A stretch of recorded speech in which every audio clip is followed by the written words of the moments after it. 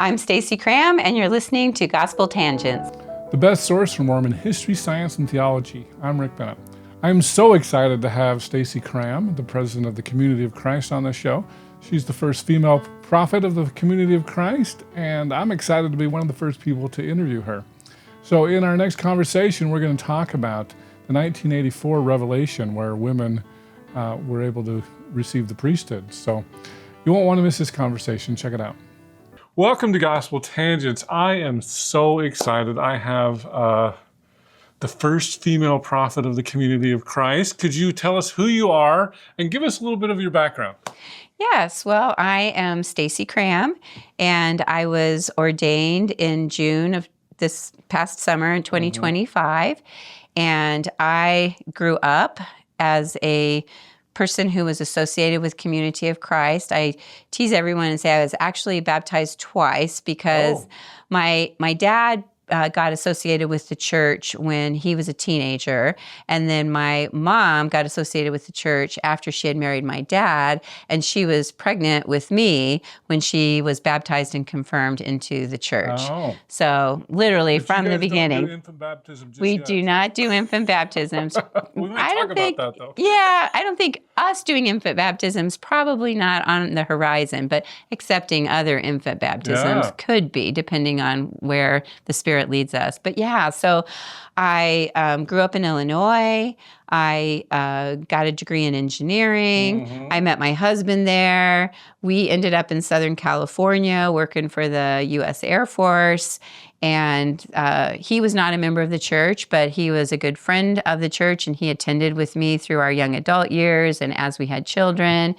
And fast forward a little bit, and in 2000, the church invited me to take a full-time ministry position in the Southwest Pacific region. So I left my engineering career. I went to work for the church as a regional administrator. We moved to Mesa, Arizona, and our two kids had just gotten settled in school there. We were there for about 2 years when President McMurray came and asked me to accept a call to serve in the presiding bishopric. So that brought us then back to the Midwest. And it was back when we were in the Midwest that Steve decided to move from friend to member. And so I had the privilege of baptizing him in, I think that was like December of 2004. So it's been about 21 years now. So yeah, but have had just so many blessings having the opportunity to serve full-time with the church, and have served in a variety of capacities.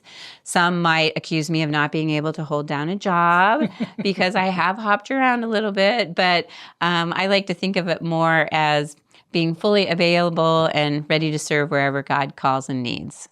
Well, that's fantastic. Well, very good. And it seems like I heard you were living in Boston. How does that fit in there? Yes. So fast forward, our children are now grown adults, and our daughter was a resident at Massachusetts General. She was a general surgery resident, and she ended up pregnant with twins. And so as a result of pandemic, we ended up being a lot more remote work. Community of Christ and all of us have ended up doing a lot more remote work and have gotten a lot more efficient and effective at it. So my husband and I's primary residence is here in Independence, Missouri, but we had a secondary residence in Boston where when we were remote working, we could help with our twin grandchildren. And then she had another baby. So we are now in Cincinnati, Ohio, because she finished that residency, and she's now a pediatric surgery fellow at Cincinnati Children's Hospital. So we followed him there for a 2-year stint. So when we're not here or not out in the church, then we're in Cincinnati. All right. Well, that's fantastic. Yeah. Well, very good. So one of the things that I wanted to do, in the LDS church, women don't hold priesthood. And I've talked to a few members of Community of Christ, and I think it's fascinating, especially in the LDS Church. We had a revelation in 1978 to allow black men to hold the priesthood, and in Community of Christ, or I guess at the time our LDS Church, right? It was 1984, and I think you would have been a member then. You would have been there. Can you talk about what was it like in 1984 when women were allowed to receive priesthood? I talked to John Hamer, and he's like, "You need to stop saying it that. You need to say we ended discrimination." But anyway, can you talk about that time period and Sure. how you Sure. got the priesthood? So in 1984, I was a young adult and I had just graduated with my bachelor's degree. And I had just arrived in Southern California to join my husband. And so then World Conference was in the spring of 1984. And I had just started my first professional job. So I had exactly 0 vacation time. So I was not at the 1984 World Conference, where Section 156, or what is now Section 156 in the Community of Christ Doctrine and Covenants, was considered. That section had several pieces of guidance in it, but one was related to moving forward with the ordination of women, and also the call to start the temple. So the building that we're sitting in, Okay. yes, was sort of the movement on that, and the authorization for that came also in that same section. Oh, okay. So, of course, this was pre-internet and pre-cell phones, and so we did not really hear what was going on. Presumed. Until after the fact.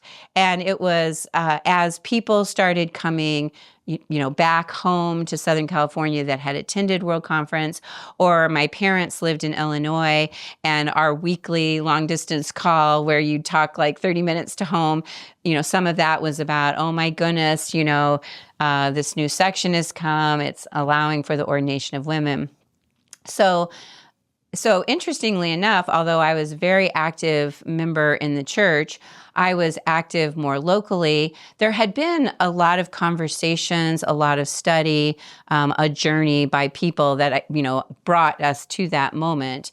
But for me, I was sort of oblivious to it all because I had been a teenager and then I'd been at university. And so I wasn't paying too much attention. And in retrospect, I tell people, I feel kind of ashamed in a way because it's like, as a woman who was in a very male-dominated profession of engineering, flight test engineering no less, working for the military. I wasn't in the military, but you would think that I would have recognized what was a lack of equal opportunity for leadership and service in my own church. But somehow I had just not paid too much attention to that. However, once I got to see a copy of the section and had a chance to read it, for me, there was this immediate sense of rightness to it, and this sense of course, why hadn't I thought of this before?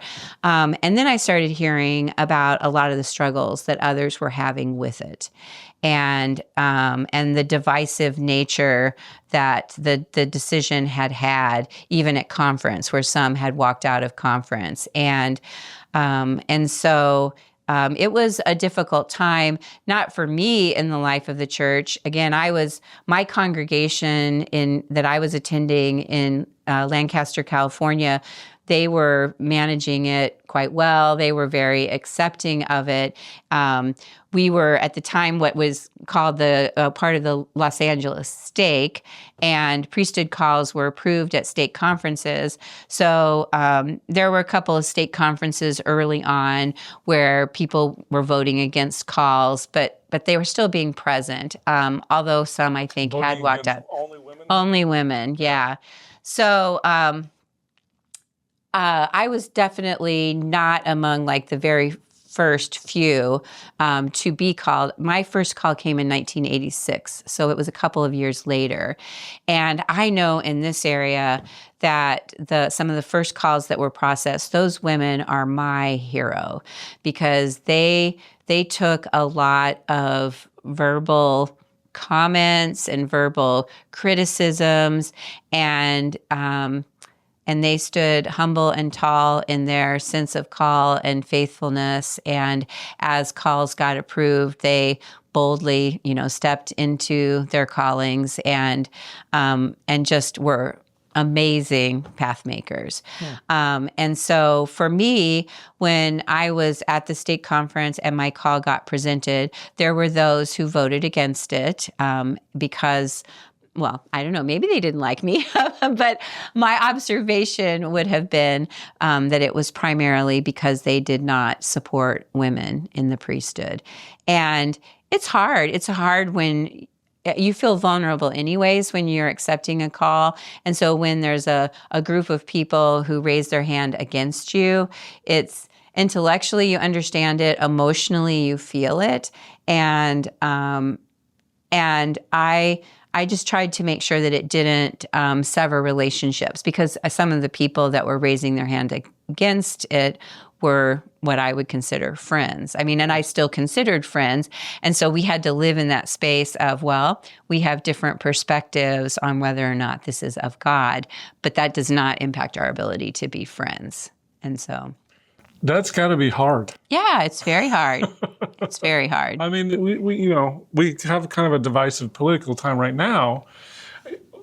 Yesterday I went to the Brown versus Board of Education Museum, and you see those black people trying to just go to school. I mean, they're teenagers, and people are yelling at them and everything. And I suppose it wasn't quite that cantankerous, but I mean, can you talk a little bit more about that with your own little congregation? Yeah. So let me back up. How do you get along with people who are so opposed? Yeah. Well, again, you have to, I think that's where Christ-like love isn't like romantic. It's not hormonal, it's not pheromones. It's, Christ-like love is a choice. And it's a love that comes out of, I think, a deep understanding of God's love for everyone. And I figure God is probably frequently experiencing disappointment over things that I've done or choices that I've made, or maybe even ideals that I hold. And yet God never separates, God's self from me. And I mean, so I'm always aware, even when I don't want to be aware, that, oh no, this, God's presence is there guiding. And so I think as people then, when we want to emulate that kind of love with others, it's like, okay, I have to respect your opinion, even if I don't share your opinion. And we've got to be able to have conversation about it. Fast forward when I was ordained first to priest and then later to elder. And we moved to Las Vegas, Nevada. And in the Las Vegas, Nevada congregation, there were a handful of people. So in Lancaster, everybody was fine. And when I would serve communion, there was no one that would not take communion. Or if I shared from the pulpit or did the communion prayer, no one would walk out. So, but in Las Vegas, there were a group of people who were very opposed to women in the priesthood. But there really wasn't another group that they could meet with. So there wasn't like a restorationist group at the time in that area. And so they had sort of come to this space of like when communion was served, if a woman said the prayer on the communion, they would still accept the communion if it was served to them by one of our male priesthood members. And so it was kind of agreed upon where they would sit, and the general consensus was that we would, as much as we were able, if there was a man available, that then a man would serve communion to that area. As far as all the other sacramental things, like if they sought like administration for the sick, they wouldn't call me, they would call like one of our male elders. So those things they could kind of self-select on. But so we had found this space of coexistence, and it involved them giving a little bit and us meeting them, And I remember that when I ended up getting elected to be pastor, I was having conversation with one of the women who did not accept women in the priesthood. And I was like, well, I understand that you probably will not want to vote for me, as pastor. And so we just had this good conversation, and I said, these sound like hard conversations. They are hard. They are. But it was good, and we just named it. And I was like, I kind of ended, and probably sounded a little bit like holier than thou, because I kind of ended it with, well, I will continue to pray for you. And although I didn't say, so that you will see the light, I think it was weirdly implied. And I really didn't mean it that way, but I totally can imagine that that's how it came across. And the person said back to me, and I will continue to pray for you, which was a perfect response. And I was like, yes. And we'll just have to trust together that, God will take us where we need to go.